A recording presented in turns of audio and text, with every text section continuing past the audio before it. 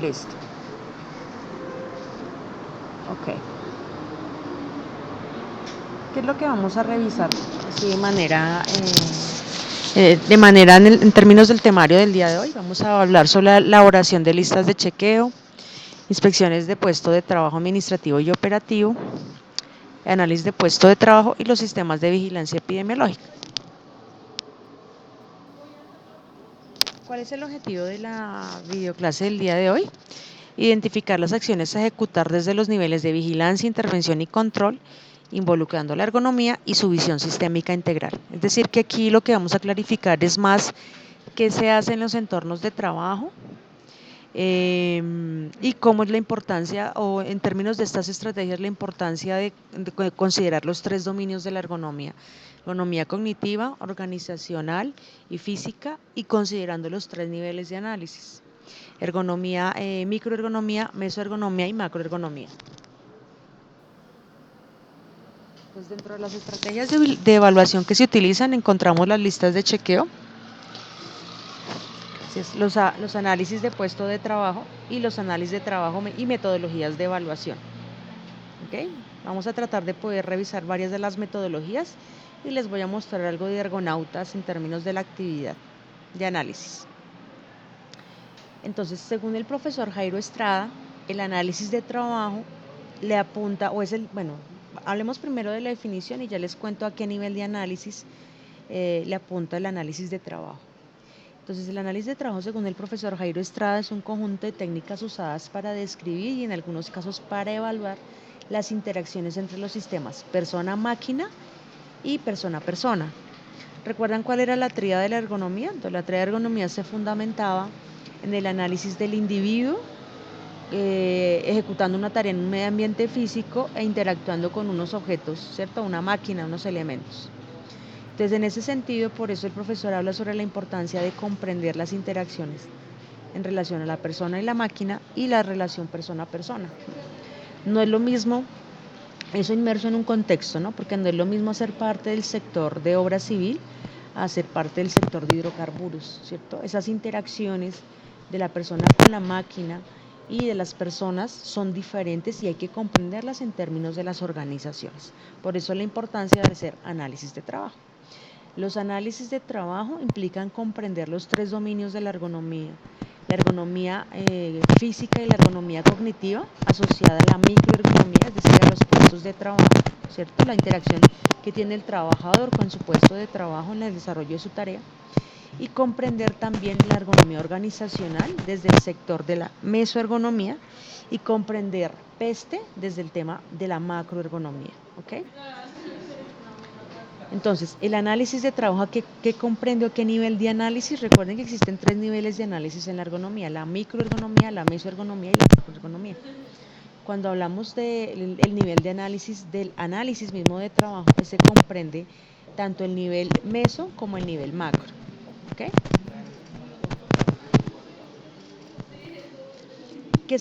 ¿Cuál es la diferencia entre un análisis de puesto de trabajo y un análisis de trabajo? Es que el análisis de trabajo involucra todos los dominios de la ergonomía y los diferentes niveles de análisis que les comentaba: el nivel micro, el nivel meso y el nivel macro. Por el contrario, los análisis de puesto de trabajo lo que buscan es comprender puntualmente estas características que ustedes ven en la diapositiva, en la parte derecha de la diapositiva, y es comprender las características materiales, físicas, ambientales de la tarea y de la información en un puesto de trabajo. Eso asociado que a toda la información que plantea talento humano frente a lo que significa el perfil ocupacional de la persona, del perfil ocupacional del cargo y de la persona que debe ejecutar la tarea. Entonces, los análisis de puesto de trabajo, cuando alguien de ustedes les entregan los análisis de puesto de trabajo, los análisis de puesto de trabajo generalmente tienen dos finalidades. El primero de ellos, comprender comprender el puesto de trabajo frente a la ejecución de la tarea desde el perfil ocupacional y el perfil de cargo. El perfil de cargo está asociado a las funciones directas que debe ejecutar la persona que ocupa ese puesto. Y el perfil ocupacional está anclado a las cualidades, a las aptitudes que debe tener una persona para la ejecución de la tarea. Hago un ejemplo para lograr la diferenciación. Entonces, el cargo está asociado a que debe ser una persona eh, que pueda trabajar bajo estrés, bajo tensión, bajo presión, que sea una persona que pueda ejecutar actividades cuantitativas, análisis cualitativo, que maneje bases de datos. Esas serían las características del perfil de cargo, ¿cierto?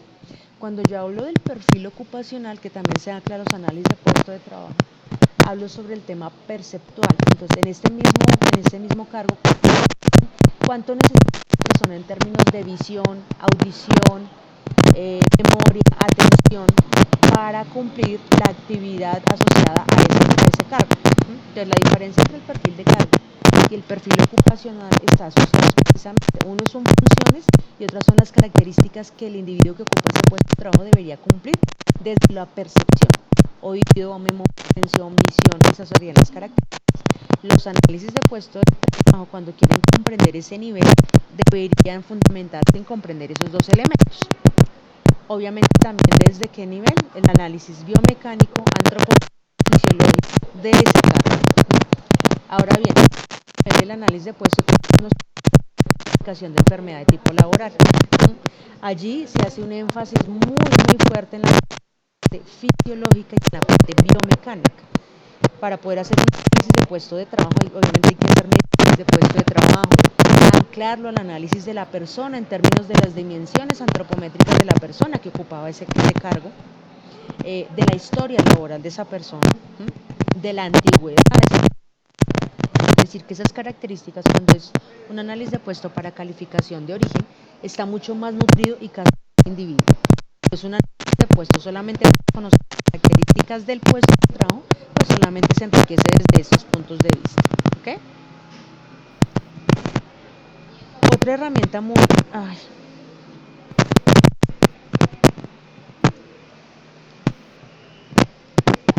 creo que se está...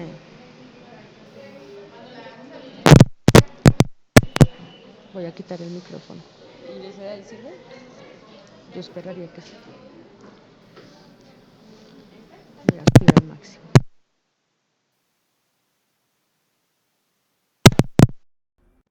¿Me escuchan? ¿Me escuchan ahí?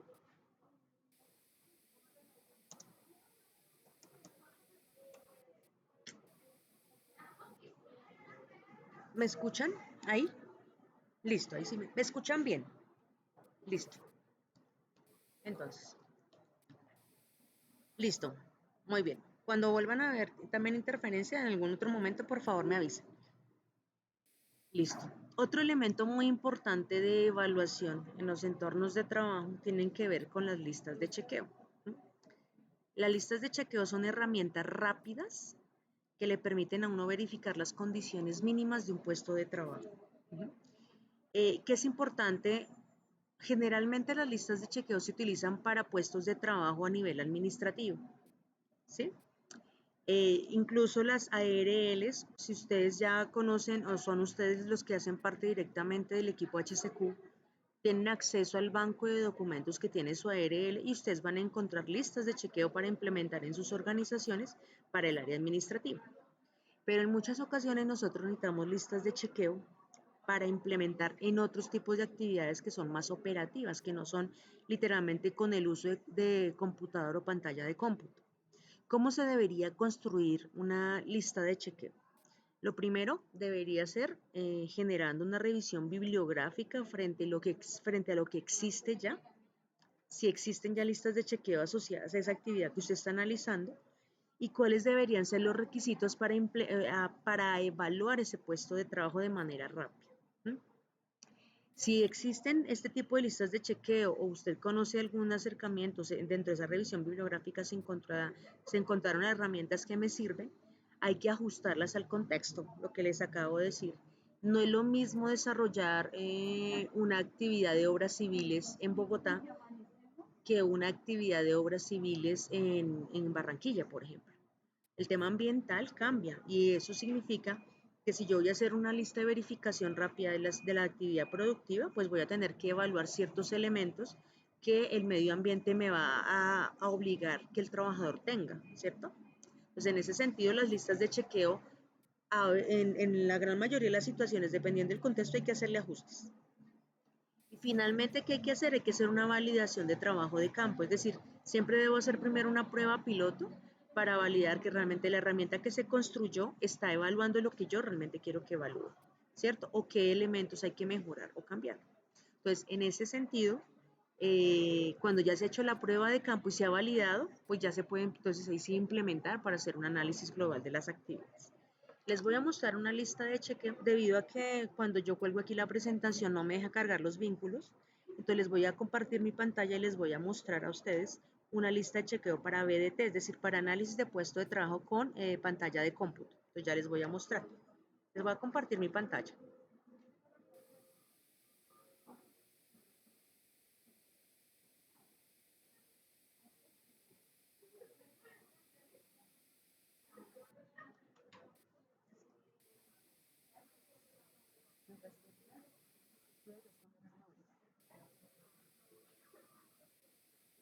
Entonces, este es un acercamiento a una lista de chequeo. Si ustedes se dan cuenta, aquí lo están visibilizando, por favor me confirman si la ven. Por favor, listo. Muy bien, entonces me devuelvo. Entonces, la lista de chequeo es importante que casarla con un trabajador, ¿m? Porque estos análisis se hacen en términos de lo que cuenta el puesto de trabajo y las características de ese trabajador. Por eso esas listas de chequeo son evaluaciones rápidas que se construyen, que se mantienen como en la evaluación de que se hizo la verificación de los mínimos. Entonces encontramos que se debe involucrar el nombre del trabajador, la edad, la antigüedad, porque eso es importante, y el cargo. A veces la antigüedad no solamente en la empresa, sino en el cargo, porque eso también nos da información frente a lo que estamos evaluando.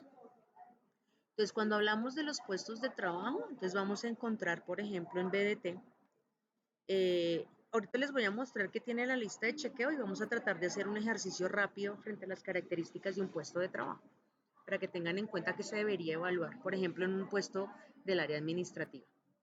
Entonces, cuando hablamos de la silla y estamos evaluando la silla, bueno, hay tres características, perdón, me salto aquí.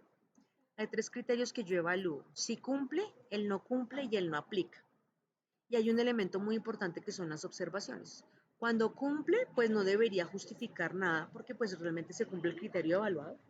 Pero cuando no cumple y no aplica, es extremadamente importante incluir la justificación del por qué no y por qué no aplicaría. ¿Okay? Porque eso es lo que luego en un informe de consolidación de análisis de listas de verificación que se hizo en un área determinada me permite generar conclusiones. ¿Okay? Entonces, la primera característica de lo que yo evaluaría sería la silla. Es importante considerar que cuando yo hablo de la silla debe tener 5 puntos de apoyo, es decir, una silla debe ser ergonómica, debe tener, la silla debe tener un asiento regulable en altura, porque obviamente hablamos de características antropométricas diferentes en las personas. Personas que miden 1,80 y personas que miden 1,50 y hay que enseñarles a ajustar la silla en términos de su altura. La silla también debería tener espaldar regulable, porque precisamente también hay troncos más largos y más altos, eso es importante. La silla debe tener una muy buena cojinería, tanto en el asiento como en el espaldar, y hay que evaluar que la cojinería sea de buena calidad, porque debido al uso y el abuso de la silla, esta tiende a deformarse por las presiones, y muchas veces nosotros creemos que tiene buen soporte. Cuando hacemos levantar al trabajador de la silla nos damos cuenta que está deformada. Entonces es importante pedirle al trabajador que se levante y poder revisar realmente el acolchado de la silla. Otro elemento importante de la silla es que las sillas deben tener los 5 puntos de apoyo, pero además debemos revisar que los rodachines de la silla realmente estén en buen estado y cumplan su función, y es de rodar. Por eso es importante hacer la prueba de que ruede. Y finalmente el puesto cuenta con reposapiés o con apoyapiés. El apoyapiés depende de las características o de las dimensiones antropométricas de la persona, es decir, de la altura. Generalmente la persona que utiliza apoyapiés es aquella persona que no alcanza a poner bien los pies en el piso, ¿sí? Al estar bien sentada apoyando la espalda completamente en el espaldar. Esa persona va a requerir un apoyapiés. Cuando hablamos de puestos tipo estándar, en donde en la mañana hay una persona, por ejemplo en call center pasa mucho eso, En la mañana hay una persona, en la tarde otra y en la noche otra. Es importante que los puestos tipo o estándar, que son los puestos tipo convencionales, cuenten siempre con apoyapiés. Lo que debemos hacer es capacitar a nuestra población para saber quiénes, cómo ellos deben, cuando llegan a su puesto, cómo tienen que hacer los ajustes en términos de la silla y la distancia de la pantalla. ¿Okay? ¿Qué otra cosa importante? Bueno, eso tendría que ver con la silla. Otro elemento a analizar en un puesto de trabajo con BDT, o sea, que utiliza videoterminal o pantalla de cómputo, tiene que ver con la evaluación del teclado y el mouse. ¿Okay? El elemento que se evalúa, el teclado y el mouse, se encuentran en el mismo plano de trabajo. Eso significa que el teclado no puede estar por debajo por debajo del nivel del computador. O sea, hace un tiempo, hace unos años, todavía existían las mesas donde se les sacaba el teclado por debajo, que eran mesas de escritorio. Se supone que eso está completamente contraindicado porque la persona digita, generalmente no tiene donde soportar los brazos y digita con los brazos al vuelo. Es importante tener en cuenta que la persona debería estar tanto el mouse como el teclado frente a la pantalla y en el mismo nivel de trabajo. Otro elemento muy importante es que deben haber de 15 a 20 centímetros entre el teclado y el borde de la mesa, porque ese espacio le permite al trabajador poder apoyar los antebrazos. Porque es importante, hoy en día ya no se sugiere que las sillas no tengan apoyabrazos, sino que sean sin apoyabrazos para que la persona pueda, es más bien apoyar los antebrazos en la superficie de la mesa. La mesa, ahorita les hablo sobre las dimensiones adecuadas de la mesa, que es lo que nos permite realmente que la persona tenga un buen soporte de los antebrazos sobre la superficie. Otro elemento de evaluar es el monitor, ¿cierto? Entonces, ¿qué es importante? Que la pantalla cuente con la base para permitir la altura adecuada, es decir, tiene que tener un eleva monitor. El eleva monitor está dependiendo en términos de la altura de la persona. El nivel ideal de la pantalla es que el borde superior de la pantalla debe estar al nivel del borde del ojo, o sea, de la altura visual. Es decir, que la persona no debe llevar la cabeza hacia abajo ni llevar la cabeza hacia arriba cuando está haciendo la lectura de la pantalla. Eso significa que está bien ubicado el eleva monitor. Otro elemento importante es que la pantalla se encuentra ubicada al frente. Generalmente hay personas que trabajan con el computador de lado, o sea, ponen la pantalla en una posición y el teclado de lado. Eso hace que su columna esté rotada, ¿no? O que la cabeza esté girada para poder digitar. La pantalla siempre debe estar de manera frontal al trabajador, en la altura visual y a una distancia de un brazo extendido. Más o menos la distancia de la pantalla al ojo de la persona debería ser de 40 a 50 centímetros. Bueno, que es el siguiente criterio, el monitor a qué distancia debería ser la adecuada. Otro elemento muy importante es que cuando hablamos de un portátil, el portátil debe tener accesorios. ¿Cuáles son los accesorios? El eleva monitor, el teclado y el mouse. Eso significa que cuando tenemos personas que son los que hacen los comerciales, ¿cierto? Nuestros famosísimos comerciales, que son los que hacen venta y ellos generalmente cargan su computador, ellos deberían estar llevando teclado, mouse y eleva monitor siempre a su espacio de trabajo, porque ellos van a ubicar su computador en diferentes escritorios. Entonces es un elemento importante. Importante también cuando hablamos de puestos de trabajo fijos, que el teclado, el cableado debe estar canalizado o debe estar amarrado o con el espiral. ¿Por qué? Porque eso es riesgo eléctrico, ¿no? La persona puede enredar sus pies cuando el cableado no está organizado. ¿Okay? Otro criterio importante a evaluar tiene que ver con el escritorio. ¿Cuáles son las dimensiones ideales en el escritorio? Se supone que en términos de profundidad, de 60 a 70 centímetros de profundidad, más o menos 1 metro de ancho y de 60 a 70 centímetros de alto, es lo que se sugiere en términos de las dimensiones del escritorio. Esas dimensiones van a permitir que la pantalla esté a 40 o 50 centímetros de distancia del trabajador, que pueda puede poner su teclado delante de su computador y que pueda tener su mouse. Frente al mouse, aquí hago una claridad, es que si ustedes revisan la GATIS de desórdenes musculoesqueléticos, las GATIS son las guías de atención y salud ocupacional. Ustedes van a encontrar que allí está completamente contraindicado el uso del pad mouse. ¿Cuál es el pad mouse? Esa almohadilla de gel en la cual uno soporta la mano, la muñeca, bien sea de gel o bien sea rígida, está completamente contraindicada, ¿ok? Porque esa desencadena el famosísimo síndrome del túnel carpiano. Entonces, para que lo tengan en cuenta. Otro elemento que se ancla o que se analiza ya desde el trabajador y no anclado al puesto de trabajo tiene que ver con la higiene postural de la persona que ocupa el puesto de trabajo. Pues aquí, por ejemplo, el trabajador se encuentra bien sentado, apoyado de la espalda al espaldar de la silla, que eso es un elemento muy importante. Adecuado apoyo de las muñecas y los antebrazos, eso significa que los antebrazos deberían estar soportados sobre la superficie de la mesa.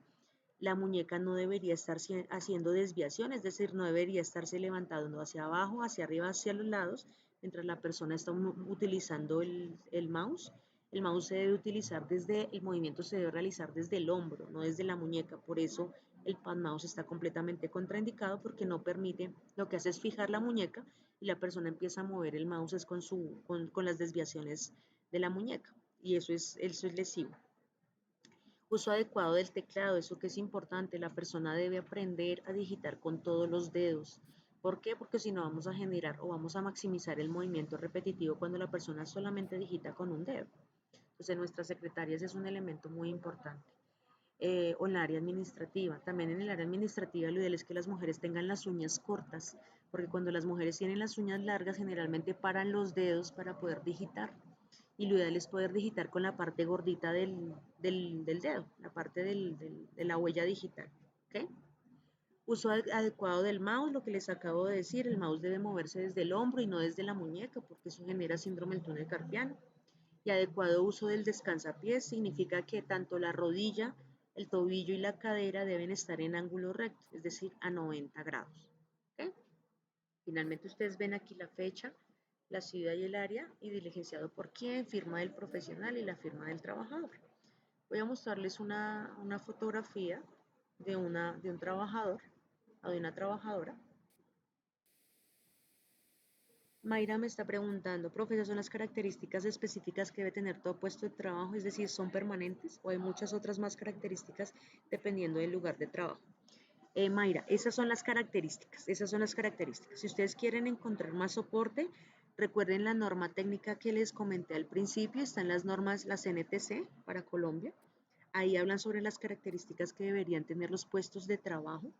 También si ustedes quieren soportarlo más, el Ministerio de las TICs este año generó, bueno, el año hace más o menos unos 2 o 3 años generó el libro blanco del teletrabajo.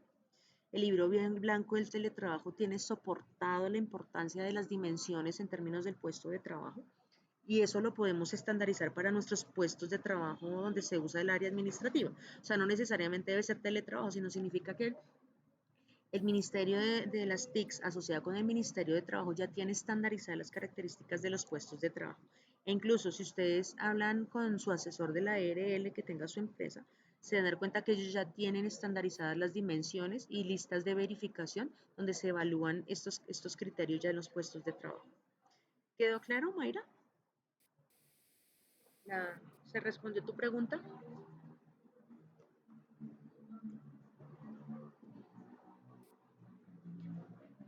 Ok. Entonces les voy a mostrar, perdón, me salgo acá. Perdón, les dejo de compartir un momentico mi pantalla y ya les voy a compartir.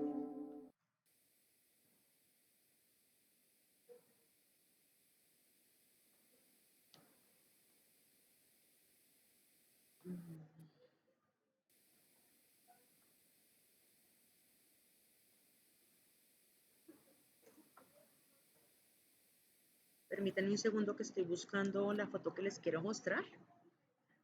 Eh,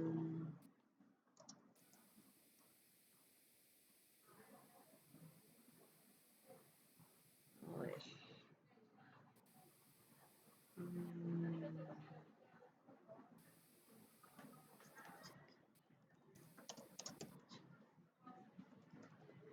Si no encuentro la foto que les quería mostrar, me tocaría buscarles una en internet para mostrarles cuáles son como las características. A ver, permítanme un segundo a ver si la encuentro acá.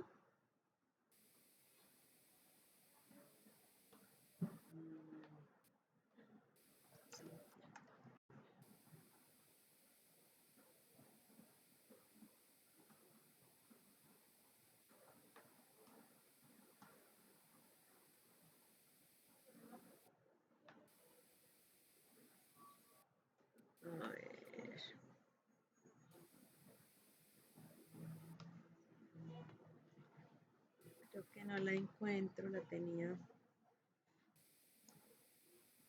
Bueno, perdón, aquí yo entonces voy a buscarlo.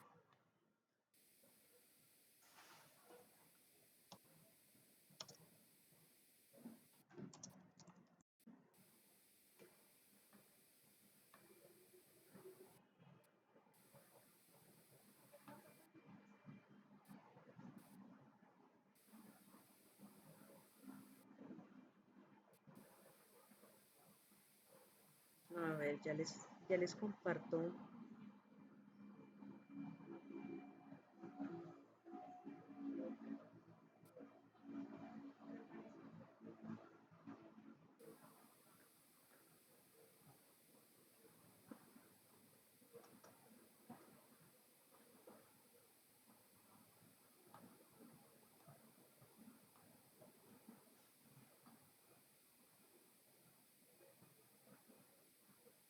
Les voy a compartir mi pantalla de nuevo.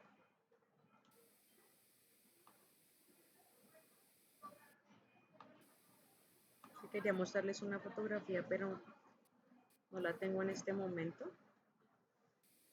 Entonces, cuando nosotros estamos haciendo listas de verificación, el uso del video y el uso de la fotografía es un elemento muy importante. Por ejemplo, en esta imagen ustedes ven que lo importante es tomar fotografías en varios planos para poder evidenciar lo que estábamos evaluando, ¿no? Entonces, por ejemplo, si ustedes miran aquí este puesto de trabajo, quizás no tiene la distancia, aquí lo que les estoy señalando, no tiene la distancia de 40 a 50 centímetros entre el trabajador y la pantalla, porque miren la posición del trabajador. Sí tiene un espacio entre el borde del teclado y la mesa de más o menos pareciera de 15 a 20 centímetros, pero mire la posición que él adopta.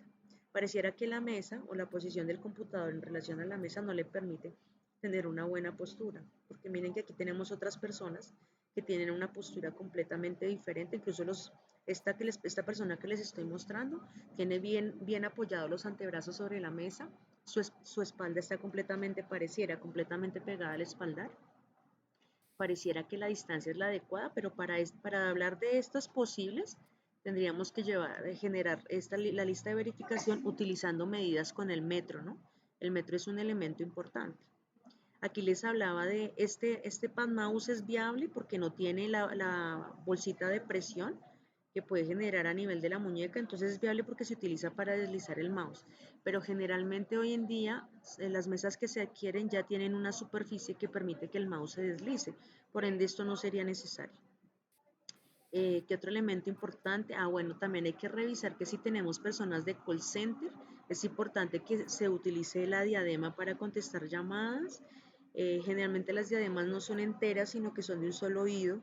Importante que ellos hagan cambio de esa diadema al oído de cada 2 horas, o sea que primero estén en el oído derecho y luego en el oído izquierdo. Aquí les voy a mostrar esta otra imagen, miren, que aquí hablamos de vicios posturales. Esta chica que les estoy mostrando tiene los pies puestos sobre los apoyos de la silla. Aquí hablamos de una mala postura, no tiene apoyada la espalda completamente el espaldar. Eh, Pareciera que la distancia es la adecuada, pareciera que la altura de la pantalla es la ideal, pero tendríamos que obviamente estar más cercanos a ellos. Estas sillas tienen apoyabrazos, se supone que hoy en día ya no se utilizan los apoyabrazos porque para eso está la superficie de la mesa. La diadema, lo que les digo, la silla debe ser ergonómica, debe tener 5 puntos de apoyo, buena cojinería, tanto en el espaldar como en la silla. Debe haber una distancia de un puño entre el borde de la rodilla de la persona y el borde de la silla o del asiento, para que no haga presión en la parte posterior de la rodilla cuando nos sentamos. Y siempre la cadera, la rodilla y el tobillo deben estar en un ángulo recto, 90 grados, en la posición adecuada. A ver si por aquí hay otra fotografía que nos sirva también como de referente. Miremos esta. Miren, aquí, por ejemplo, estas mesas están completamente contraindicadas. Estas mesas ya no se usan. Se comprueba que las personas pueden tener problemas de cuello, cervicales y hombro y muñeca debido a que trabajan con los brazos al vuelo y no tienen soporte. Estas mesas ya no se utilizan, están completamente contraindicadas. ¿Qué A ver, qué otra imagen. Miremos, bueno, miremos esto. Aquí, si se dan cuenta, tenemos exactamente el mismo problema. Estos son vicios posturales. Esta persona que les estoy mostrando que tiene tacones rojitos requiere de apoyapiés porque miren que están utilizando las ruedas de la silla como apoyapiés y eso no es adecuado, ¿ok? Eso sería biomecánicamente incorrecto. Entonces, no sé si tengan alguna pregunta frente a eso.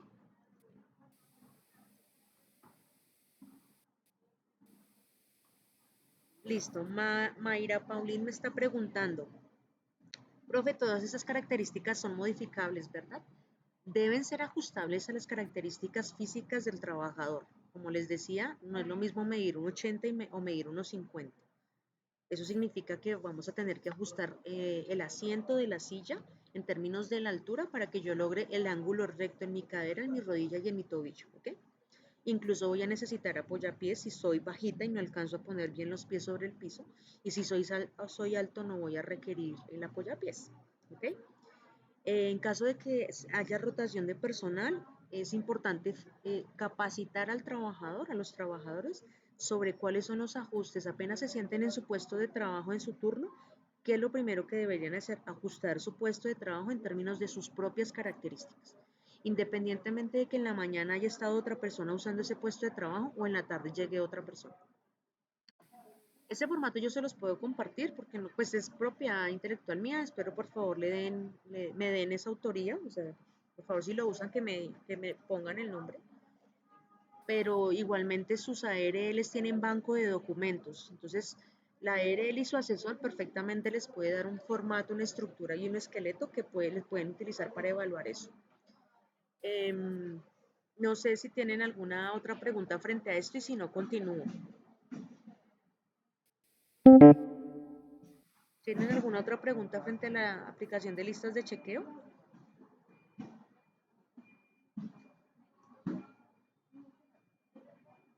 Listo, entonces voy a continuar.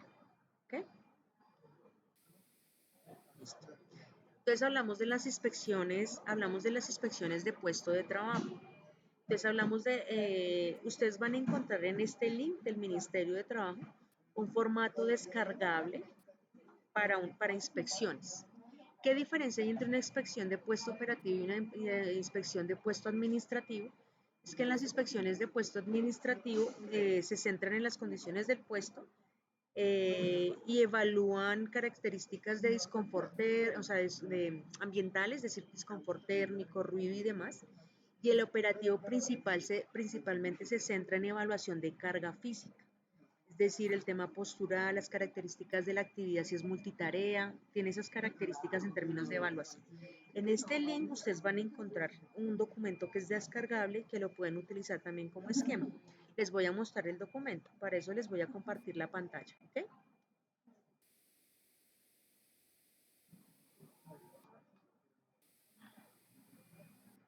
Listo, voy a cerrar la lista de chequeo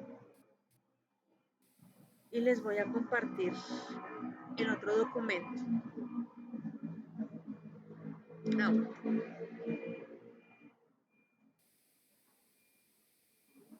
Entonces, esta es una inspección de puesto de trabajo que la encontré en internet, que es de Sura. Miren las características que tiene esta inspección. Tiene registro fotográfico de la condición que estamos evaluando y la descripción de la condición. Y se califica en estas tres categorías: bueno, regular, deficiente o no aplica. ¿Sí ven? ¿Qué diferencia hay con la lista de chequeo? La descripción de lo encontrado en el puesto de trabajo es la diferencia, y las fotografías que yo anexo a cada una de las condiciones que estoy evaluando. Miren, aquí estoy evaluando las características también de la silla, el tema de iluminación, ambiente o disconfort. Aquí se hablan sobre las características, cuáles son como los seguimientos que se hacen y las recomendaciones y el estado en el que queda la actividad o el compromiso. Se van a ejecutar las acciones, hay unas que son obligatorias y otras que son opcionales para las organizaciones, entonces yo determino cuáles, ¿sí? En términos de las características. Este sería un formato muy sencillo de una inspección de puesto de trabajo, ¿sí? Se van a dar cuenta ahorita en la que les voy a mostrar que pide más información, es mucho más nutrido. que es el que les digo que tiene el ministerio, que es como un esqueleto.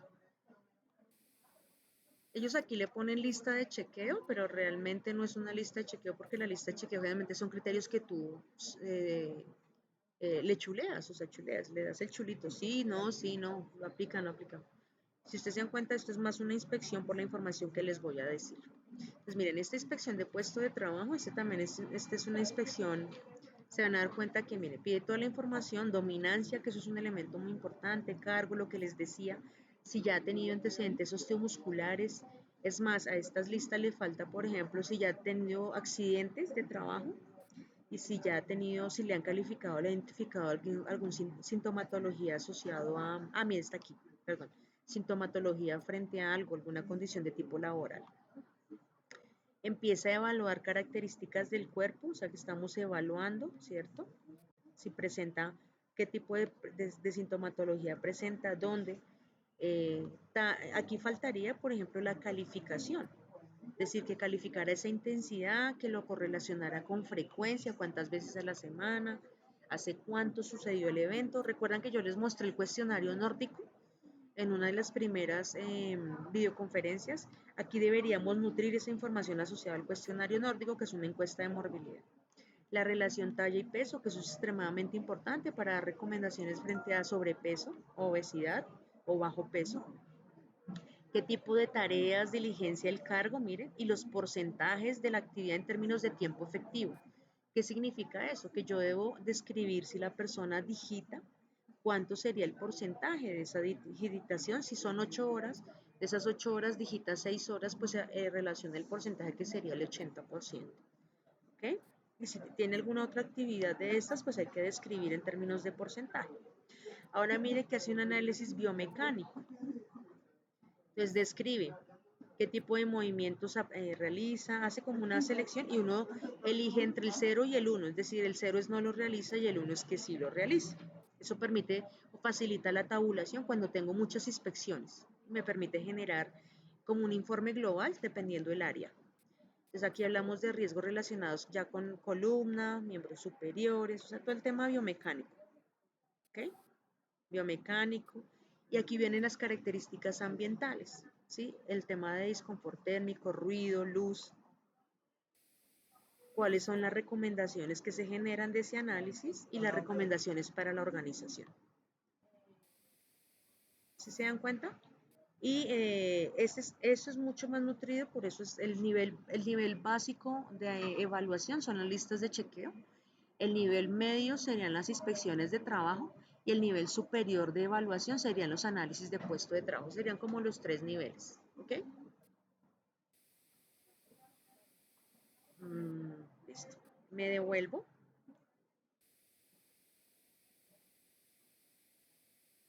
con ustedes. Listo. No sé si tengan alguna pregunta acá. Eh, Mayra Paulín me pregunta que la mano dominante, sí señora, es importante, la dominancia es extremadamente importante, porque entonces estamos hablando de que puede haber sobrecarga osteomuscular debido a que la gran mayoría de las actividades las haces con esa mano dominante. Una importancia o una recomendación es que deberíamos enseñarle a los trabajadores a utilizar el mouse con ambas manos, es decir, derecha e izquierda. Eso no es tan fácil, pero sí disminuye el tema de movimiento repetitivo. Bueno, la lista de chequeo, Jennifer, la lista de chequeo es una selección rápida de criterios mínimos. Realmente es muy rápido. La que les mostré, se dieron cuenta, es una selección muy rápida. Por el contrario, en las inspecciones tienen más análisis biomecánico, se nutre más de la información del puesto de trabajo en términos de la persona que ejecuta la tarea, se hace una clasificación de las tareas en términos de porcentajes, se generan recomendaciones al trabajador y a la empresa, o sea, es mucho más nutrido. ¿De qué depende? De lo que yo necesite. Si yo necesito es evaluar condiciones mínimas, porque es lo que me están solicitando y lo que hace parte de mi sistema de gestión, pues ahí evaluaría, haría una lista de chequeo. Ya por el contrario, si estoy empezando a ver que hay sintomatología y necesito hacer una caracterización más profunda, pues sería una inspección. Y definitivamente los análisis de puesto de trabajo tienen una información mucho más profunda porque se evalúa carga mental y carga física. Entonces, por eso los diferentes niveles de análisis. No sé si tengan alguna otra pregunta, si no sigo acá. Bueno, ¿cuál de todos? María Fernanda. María Fernanda está preguntando que con qué frecuencia se deben realizar. Las dos me está preguntando Jennifer. Entonces, las listas de chequeo se deben realizar siempre y cuando hayan modificaciones en los puestos de trabajo. Es decir, que no se establece un seguimiento de cada 6 meses, cada año, no.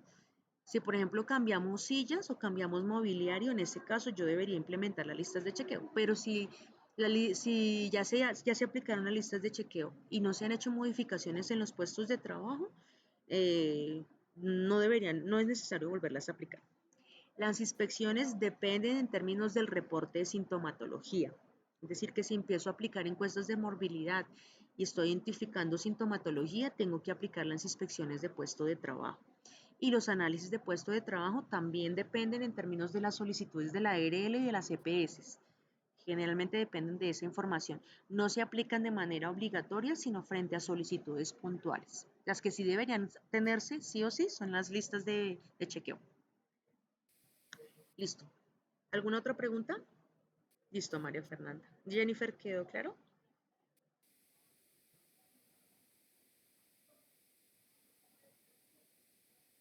Listo.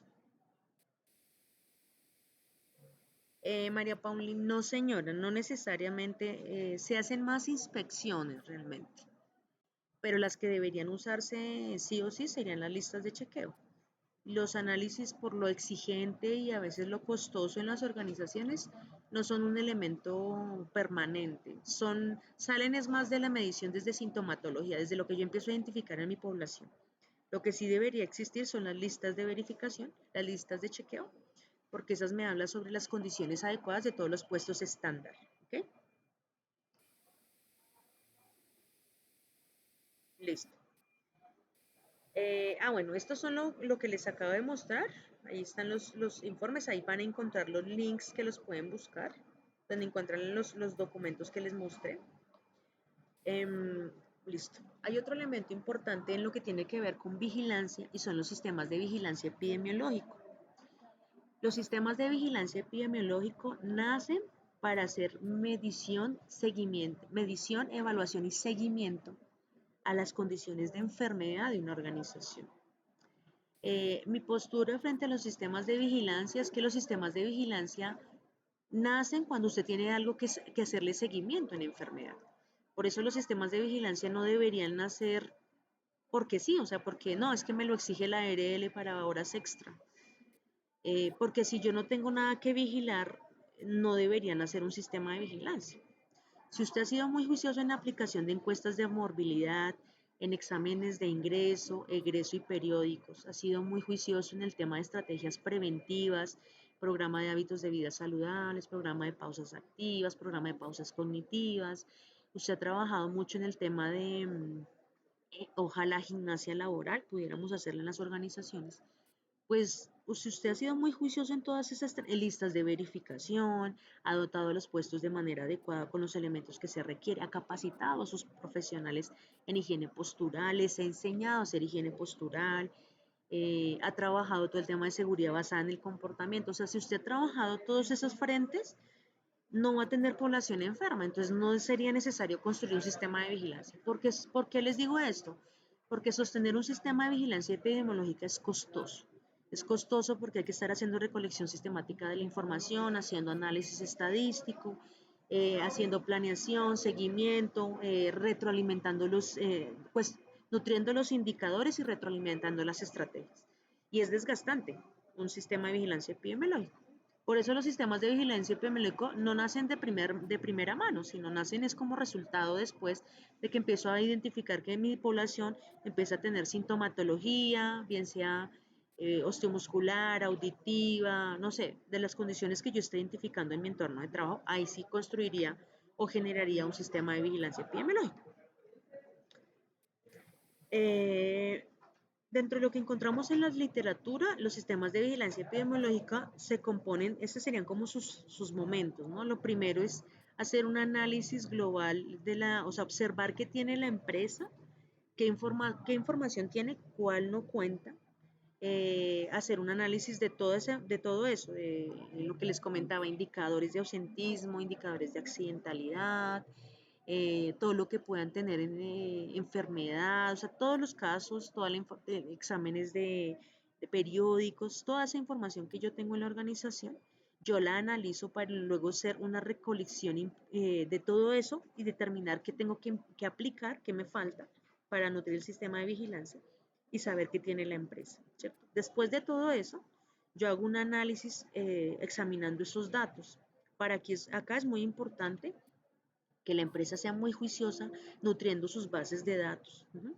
Aquí yo les sugiero que si nosotros no tenemos herramientas muy fuertes en estadística, contratemos un estadístico que nos ayude a construir las tablas dinámicas, los indicadores en términos de la información que yo necesito analizar, porque a veces, como no tenemos claro cómo cruzar variables y cómo obtener respuesta a los indicadores que queremos establecer, podemos estar haciendo un análisis cerrado de la información, ¿sí? Entonces aquí yo les sugiero contratar a una persona, un estadístico que les ayude a construir muy bien sus bases de datos, a nutrirlas, a construir indicadores en términos de lo que usted necesite, ¿ok?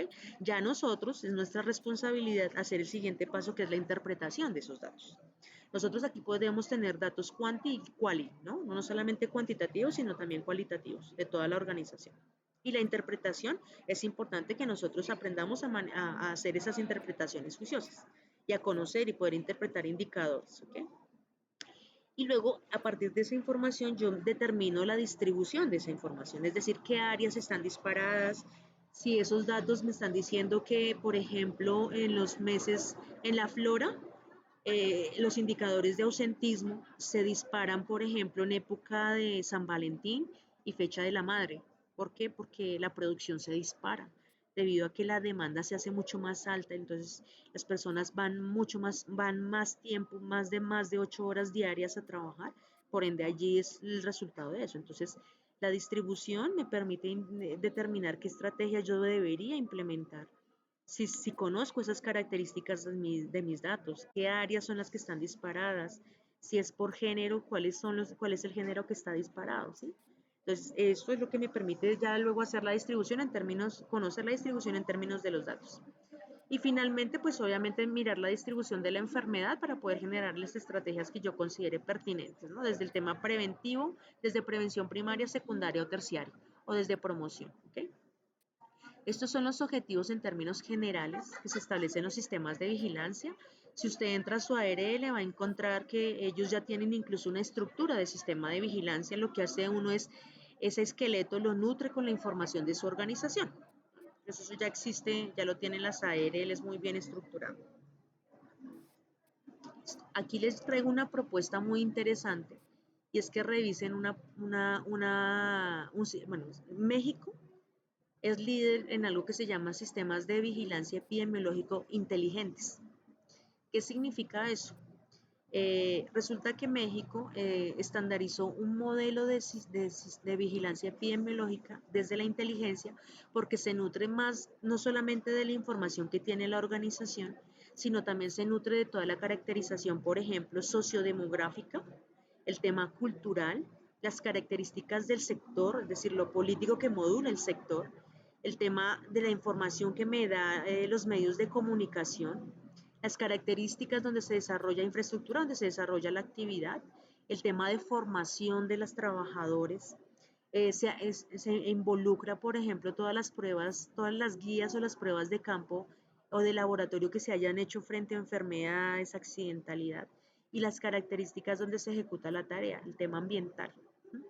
Todo esto nos permite realmente generar una mejor vigilancia en términos de la morbilidad y la mortalidad asociada a los sistemas de vigilancia epidemiológica. ¿Qué hizo México? Resulta que México construye un modelo que los invito a que lo revisen. Es muy interesante y realmente permite generar más estrategias realmente resolutivas. Esto que ustedes ven hacia el lado izquierdo es lo que convencionalmente se hace en un sistema de vigilancia epidemiológica. Se nutre de este tipo de informaciones, principalmente de lo que tienen los sistemas de vigilancia epidemiológica, el Civigila en Colombia, por ejemplo. Se nutre de los indicadores propiamente de la organización, la información que nos da la organización. ¿Qué propone México en su sistema de vigilancia epidemiológico inteligente? En que nos deberíamos nutrir también de información de periódicos, televisión, radio, todo lo que dan las agencias nacionales e internacionales en términos de, por ejemplo, la Organización Panamericana de la Salud, la Organización Mundial de la Salud, las revistas de salud, PubMed y HealthMed, el tema de la normativa y medicina basada en la evidencia. Porque les pongo un ejemplo muy claro de cómo sería el sistema de vigilancia epidemiológico inteligente. Ustedes recuerdan que hace unos años salió una epidemia que se llamó H1N1, ¿cierto? Ustedes recuerdan que en City TV salió una persona poniéndose el tapabocas de manera contraria a la que convencionalmente nosotros, pues, suponemos se pone. El señor, pues, fue gracia y furor en términos de que no se colocó bien el tapabocas. Si yo me informo, ahora, ¿cómo implemento el sistema de vigilancia epidemiológico teniendo en cuenta esa información?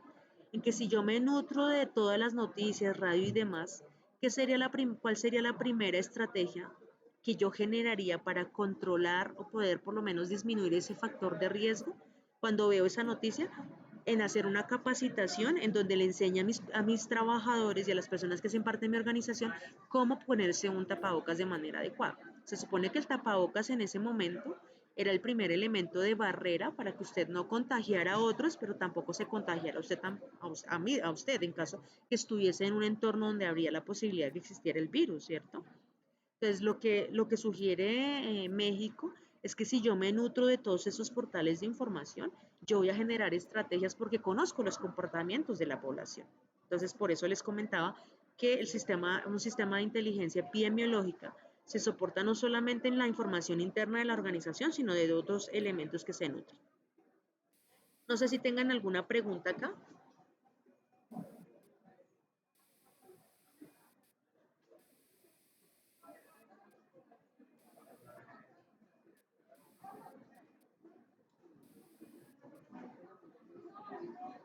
Ok, no sé.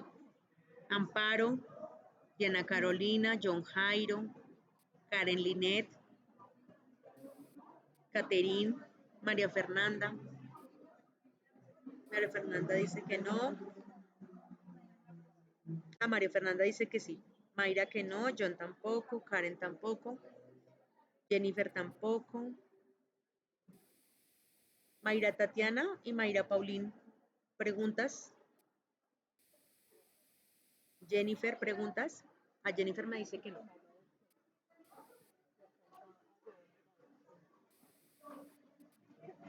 Listo, María Fernanda debe estar escribiendo su pregunta.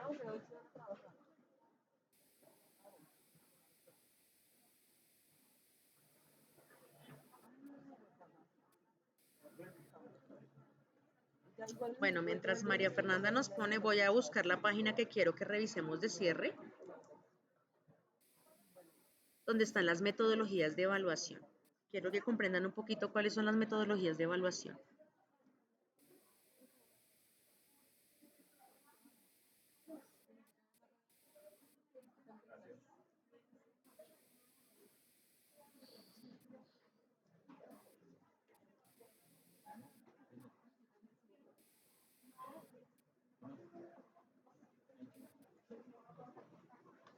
Ojalá me hagan preguntas, porque la intención es que comprendan un poquito más lo que hemos abordado hasta ahora. Eh, María Fernanda, creo que estás escribiendo, ¿sí, María Fernanda? Ah, sí. Entonces, María Fernanda está preguntando si los sistemas de vigilancia epidemiológica no son necesarios si no hay enfermedad, entonces, ¿cómo podríamos cumplir con ese parámetro que lo exige el decreto 1072 en términos del riesgo? ¿El riesgo B qué significa, María Fernanda? Por favor. Ok. Sí, con programas de capacitación. A ver, bueno,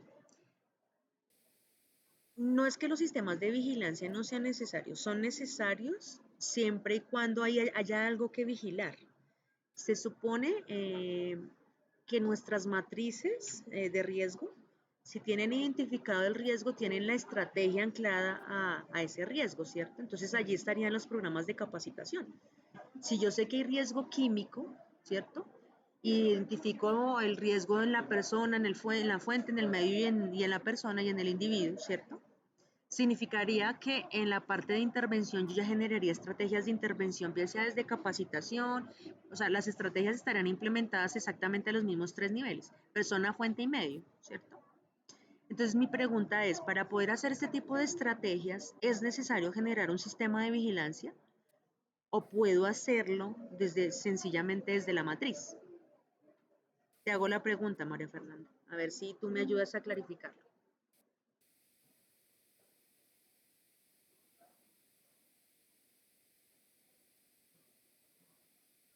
Y ya te respondo, María Paulina. Sí, María Fernanda, sí, dime, desde la matriz no sería tampoco posible anclar esos programas de capacitación sabiendo que tenemos identificado el riesgo y que sabemos cuáles son las, o sea, que establecemos cuál es el impacto en la persona, en la fuente y en el medio, o necesariamente para hacer eso tendríamos que generar un sistema de vigilancia. Ay, María Fernanda, ¿me completas ese sí, señora? Porque no sé si me estás diciendo, ah, bueno, sí. A eso voy, María Fernanda. Una matriz es dispendiosa también y hay que mantenerla actualizada, pero es mucho más costoso nutrir un sistema de vigilancia epidemiológica. Entonces, yo no sé, eso es una discusión que le he hecho con mis estudiantes y con mis compañeros y también la hago con ustedes. No quiere decir que yo esté diciendo que sí o sí ya no se pueden hacer sistemas de vigilancia. Mi reflexión en este momento es saber la pertinencia y la razón de por qué hacemos las cosas, porque a veces pareciera que como que la norma nos obliga y por ende lo hacemos sí o sí, y las AR les dicen es que toca, y entonces toca hacerlo, y a veces uno dice, pero ¿será que sí es necesario? Mi reflexión, y lo dejo, es como un tema abierto para ustedes, es más para que lo analicen, es si mi matriz está bien juiciosa, o sea, es bien construida, está bien nutrida, desde estrategias de prevención primaria, secundaria y terciaria, desde el tema de promoción, sabiendo cuáles son los controles que debo ejecutar, cómo debo tener el tema de generar educación en salud, ¿cierto? Yo creería que los sistemas de vigilancia no son necesarios de manera obligatoria si no tengo casos o no tengo sintomáticos, perdón. Entonces, les dejo como la duda, María Fernanda. Te dejo la duda, ¿sí? No quiere decir que ese sea ya el cierre y sea lo último, sino que les dejo la duda para que lo analicen ustedes ya como profesionales, pero también para que lo analicen con sus asesores. ¿Ok? Listo, entonces María Paulina. Muchas gracias, María Fernanda. Listo. Entonces, María Paulina Navarro me está preguntando, profe, por lo general a uno siempre le enseñan puestos de trabajo administrativos. Sí, señora, es lo que más se usa porque es lo más estandarizado. Pero puestos de trabajo, por lo menos industriales, todas esas características, por lo menos donde se trabajan mesas altas de pie, ¿hay guías para eso? María Paulín, o sea, no existen guías para el tema operativo, debido a que en el tema operativo hay variabilidad en los puestos de trabajo, hay variabilidad. Ellos generalmente hacen multitarea, es decir, hacen muchas actividades dentro de su jornada de trabajo. ¿Cuál es mi sugerencia frente a eso? Es que se haga una revisión bibliográfica frente a qué encuentran y que sus asesores de la ERE les ayuden a construir esos análisis, bien sean inspecciones o bien sean análisis de puesto de trabajo. ¿No? E incluso construir una lista de verificación, una lista de chequeo, porque de esas generalmente no encontramos debido a las características que te estoy describiendo. No significa, no me escuchas, María Fernanda, ¿no me escuchas?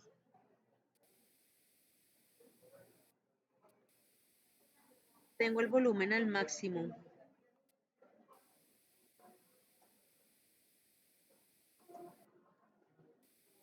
¿Me escuchan? ¿Me escuchan? Listo. Por favor, María Fernanda. Bueno,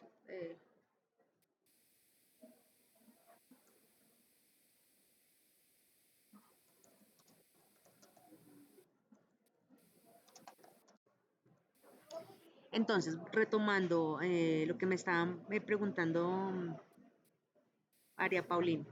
Entonces, ese es el ejercicio, Mayra, ¿ok?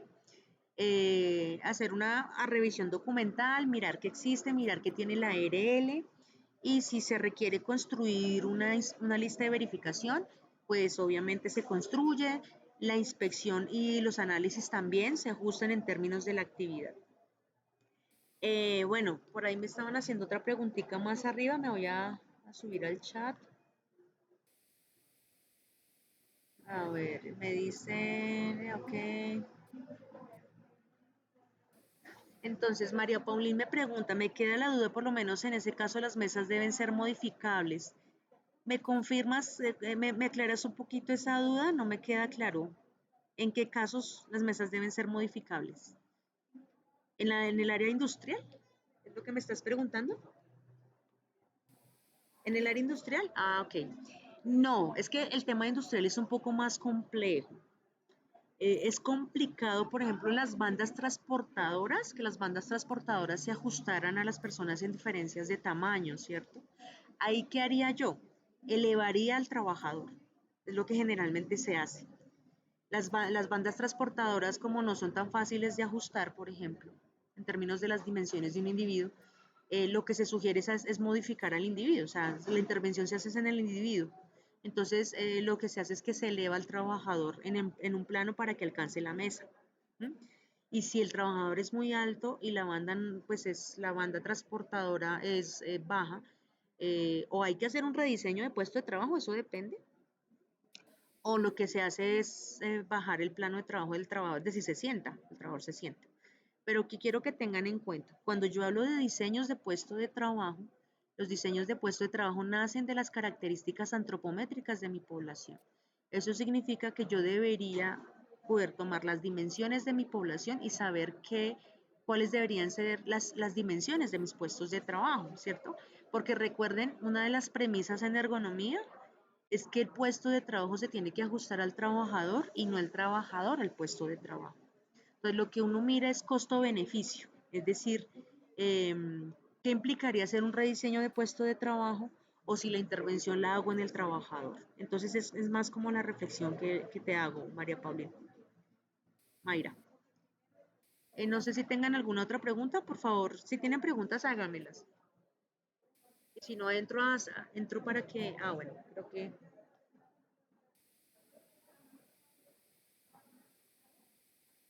listo, voy a mirar si no les surgen más preguntas, voy a cerrar con el tema de las metodologías, ¿listo? Entonces les voy a compartir de nuevo mi pantalla.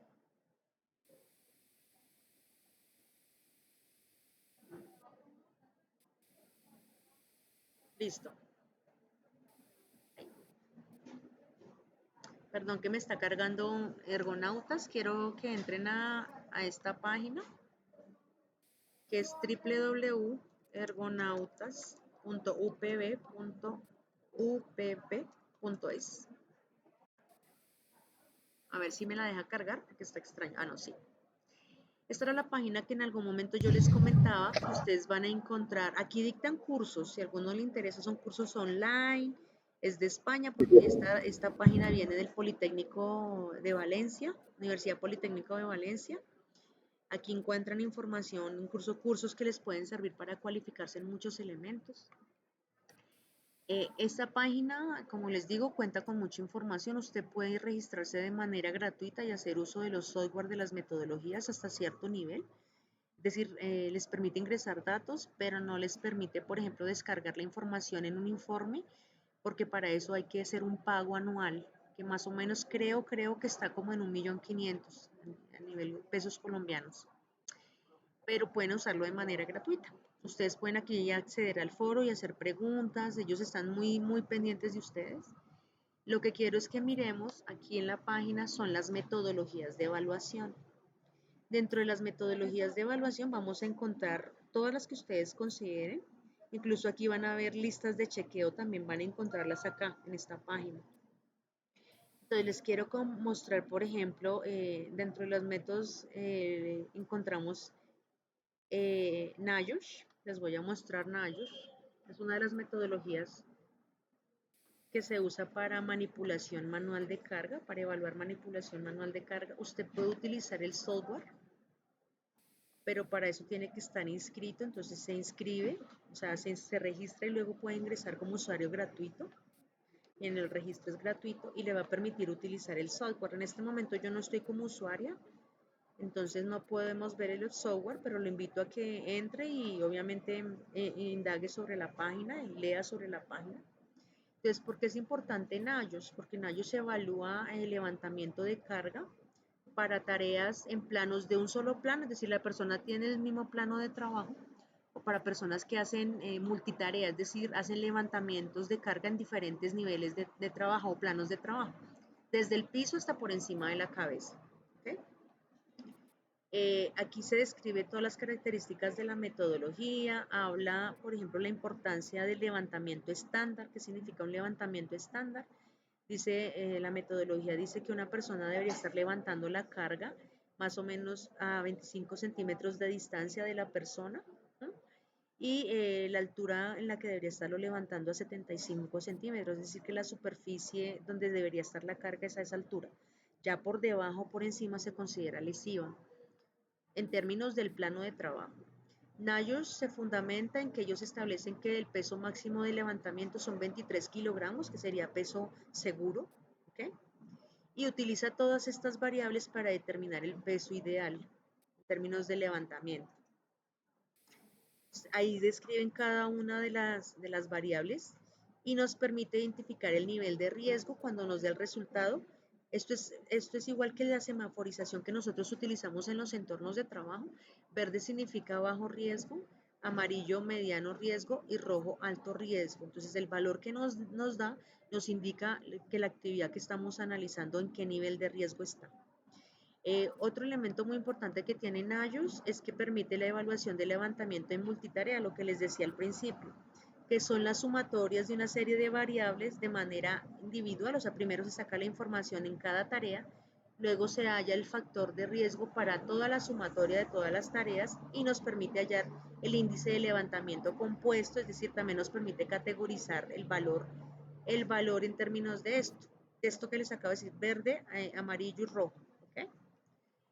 No, ustedes van a encontrar que las ARLs ya tienen estandarizada esa fórmula, es decir, que solamente reemplazamos el dato, pero también si ustedes se inscriben van a poder utilizar el software. Entonces, eso tiene que ver con Nayos. Otra que se utiliza para manipulación manual de carga es la guía, es esta que es la, les voy a mostrar las más comunes, ¿listo? Esta es la de la Comunidad Europea, es una metodología que se parece mucho a Nayos, no es igual, pero se parece. También nos categoriza el nivel de riesgo solamente en dos colores, el verde que es tolerable y el rojo que no es no tolerable por el tema de manipulación de carga. Aquí dice cuáles son las variables que se deben considerar, eso también es una fórmula que tiene toda esta información que los invito a que revisen. Aquí dice los valores que yo debo tener en cuenta, incluso esta tablita ya en algún momento se las había mostrado, cuál es el valor, levantamiento ideal es cuando está en este plano de trabajo próximo, que son los 25 kilogramos. Lejos significa que usted puede levantar 13 máximo, lejos desde el cuerpo, pero a esa altura, y ya por encima y por debajo obviamente de ese plano ideal, el peso cambia, si se dan cuenta. Esta es la fórmula que se utiliza para cuantificarlo, se reemplaza, aquí más arribita dice cada uno o más abajito creo. Sí, aquí está describiendo cada una de las variables, qué significa y cómo hallaría la información para que la pueda utilizar. Habla sobre el agarre, sobre frecuencia y me permite categorizar el nivel de riesgo. ¿Okay? Algo muy interesante que tiene esta metodología que pues principalmente es europea, puede tener problemas en términos del plano ideal, es que determina cuánto es el nivel máximo de peso recomendado en términos si hay desplazamiento o no, cuánto sería lo máximo que puede manipular la persona y cómo y categoriza el nivel de riesgo en términos de la cantidad de peso que levanta.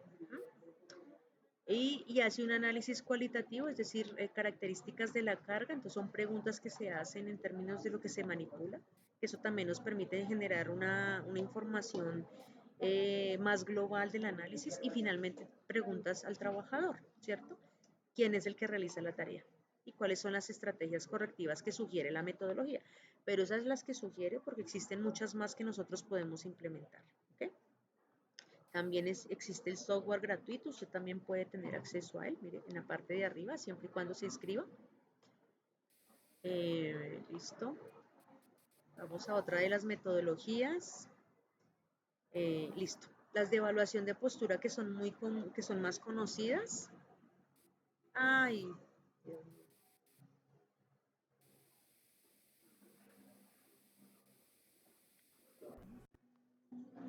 Sino que me alargué en la clase. ¿Estuviste en video todo el tiempo? Sí, pero ellos, ay, sí, más rápido. A ver si. Buenas, ¿me escuchan todavía?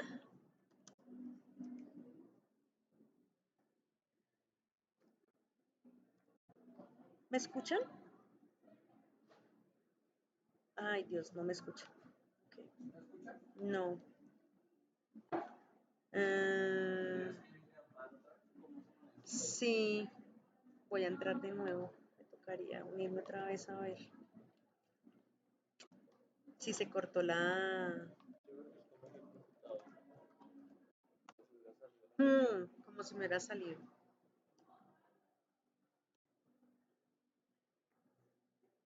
¿Aló? ¿Aló? ¿Aló? ¿Me escuchan?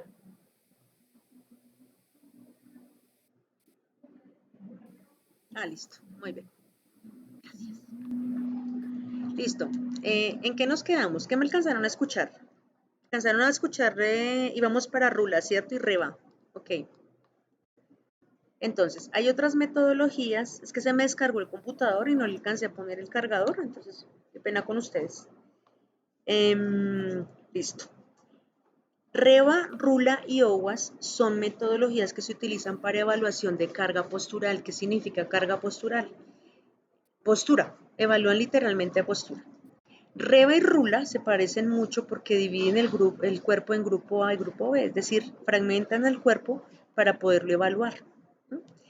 Una de las desventajas que tiene Reba y Rula es que cuando la persona hace una cosa con el brazo izquierdo y otra con el brazo derecho, tendríamos que primero evaluar con la metodología todo el brazo o sea, todo el hemiscuerpo derecho, o sea, la parte del cuerpo derecho, y luego evaluarlo en el izquierdo.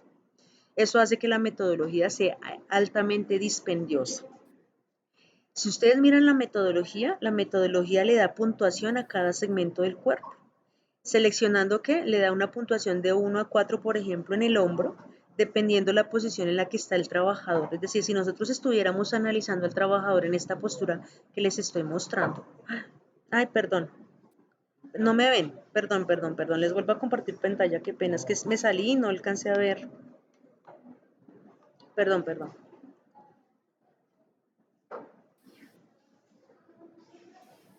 Listo. Por favor, me comentan si ya están viendo. ¿Están viendo mi pantalla? Sí, ya. Ah, bueno, listo.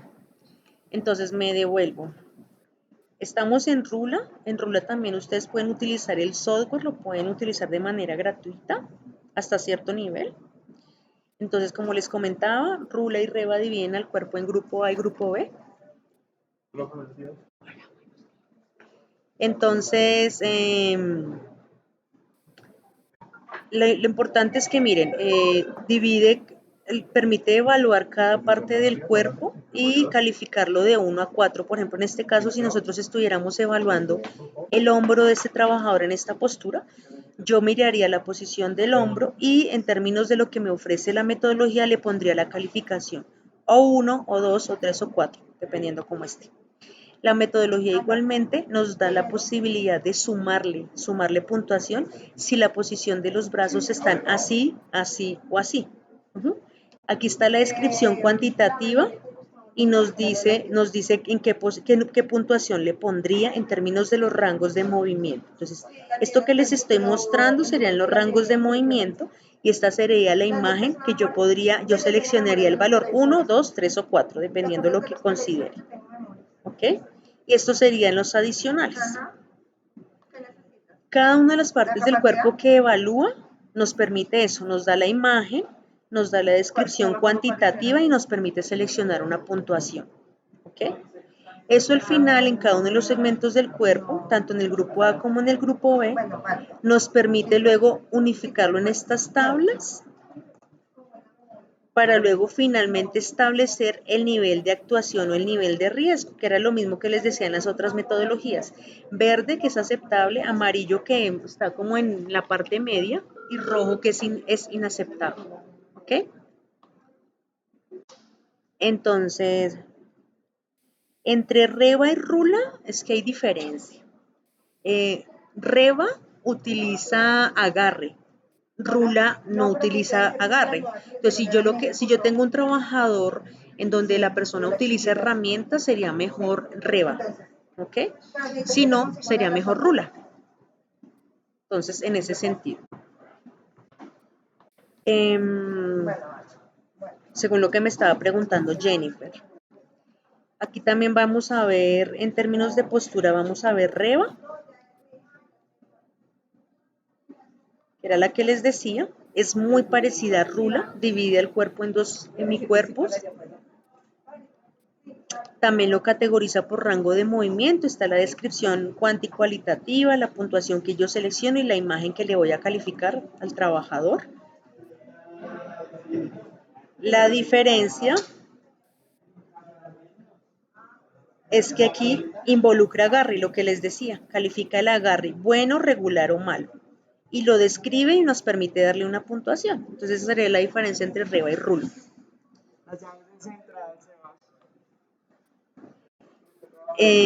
Listo.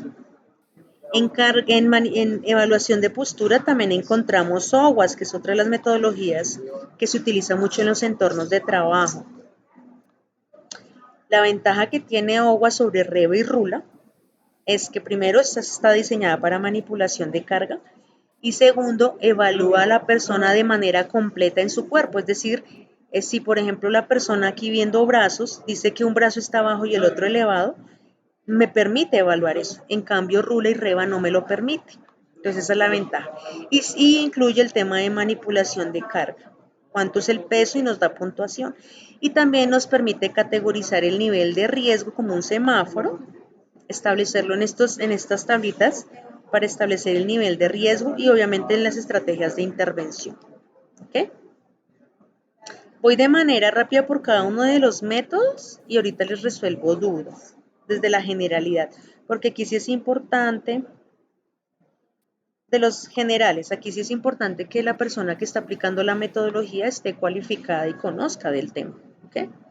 Esta otra metodología es la metodología JSI, es Job Strength Index, es una metodología para evaluar de movimiento repetitivo, la evaluación de movimiento repetitivo.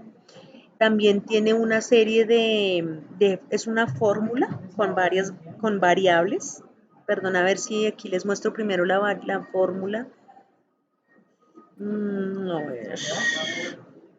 Es que bueno, primero me habla de la intensidad del esfuerzo, esa sería una de las variables de la fórmula, duración del esfuerzo, esfuerzos por minuto, postura, mano y muñeca. Yo voy seleccionando en términos de lo que esté evaluando en cada trabajador, velocidad, duración de la tarea. Estos serían los valores que yo involucraría y reemplazaría en mi fórmula. Entonces aquí están para intensidad del esfuerzo, yo pongo el valor y lo reemplazo en mi fórmula. Mi fórmula está al final, ya les muestro cuál es el cálculo. Esta sería la fórmula. Eso me va a arrojar un valor que es el que yo determino si el valor es superior o inferior, qué tan segura o insegura es la actividad que estoy desarrollando. ¿Okay? Esta es para movimiento repetitivo. Y a ver, esas son las que en términos generales les describo. Vuelvo y les digo, si se quieren cualificar en el ejercicio sería importante formarse. Los invito a que entren a la página, que lean las metodologías, que utilicen el software, que comprendan, incluso pueden leer sobre cómo se implementa la metodología y la comprenden más ya desde la implementación. ¿Okay? Me devuelvo. No sé si tengan alguna pregunta frente a lo que les acabo de mostrar de manera rápida. Perdón, lo rápido. Si necesitan alguna explicación de manera específica, me cuentan y agendamos una videoconferencia ya para algo más puntual.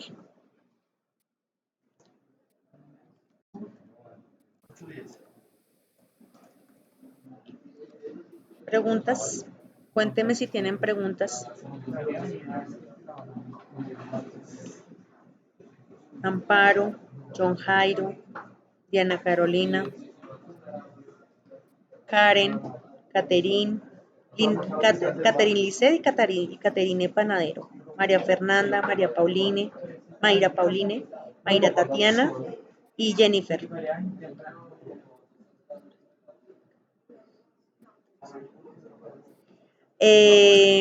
Bueno, entonces Caterine me está preguntando que si les puedo dar un ejemplo de qué profesión es mejor en cada caso.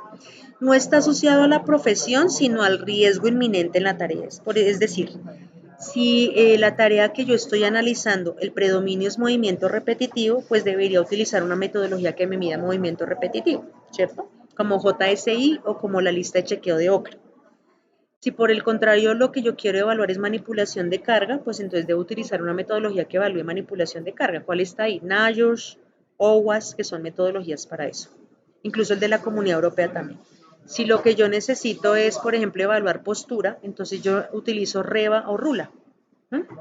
Entonces, la relación que hay que hacer aquí en términos de la selección de la metodología está asociada al factor de riesgo que está inherente a la actividad. ¿Ok? ¿Quedó claro, Caterine? Ok. Entonces, listo, Caterine. No sé, ¿alguna otra pregunta?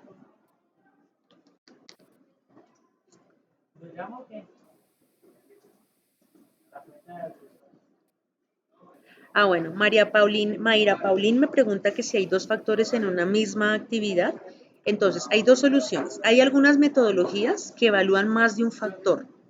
Evalúan postura y evalúan movimiento repetitivo. Lo que pasa es que están asociados a algo que predomina. Si vemos que hay muchos más, por ejemplo, entonces en ese caso deberíamos utilizar más de una metodología. Sí, señora, se pueden utilizar más de dos. Mayra Paulín. Sí, señora. Siempre recuerden que cuando uno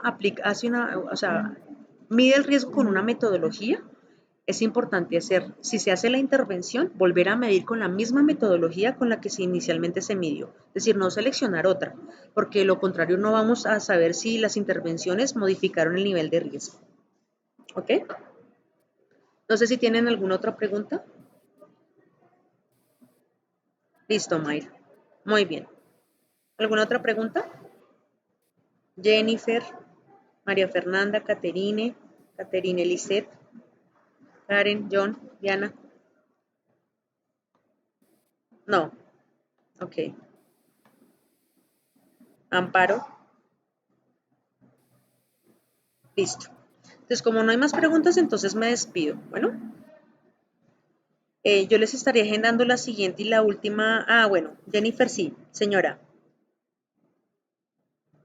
Cuéntame. Mientras Jennifer escribe su pregunta, les cuento. Yo les voy a estar agendando la última videoconferencia de la clase. Quiero que me tengan paciencia con la calificación de las actividades del módulo, porque debido a que tengo incluso clases presenciales y virtuales, no me ha sido posible calificar todo, pero voy a estar en la tarea muy juiciosa de sacarles notas. Cualquier duda que tenga, estoy tratando de resolverles de manera oportuna a partir del correo, pero a veces me demoro un poquito.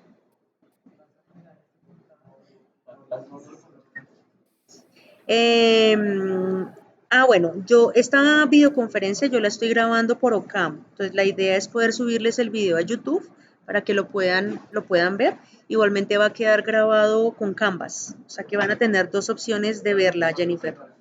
Entonces para que no te preocupes, que la idea es que queden con dos opciones para poderla visibilizar, ¿ok? Listo, bueno. Entonces mis queridos estudiosos los dejo, les deseo una feliz tarde, un feliz día digo. Bueno. Yo les estaré agendando la siguiente videoconferencia, que es la de cierre. Espero que en la última vengan con preguntas. La idea es esa, ¿no? Que vengan con muchas preguntas. Feliz fin de semana también para ustedes. Feliz día.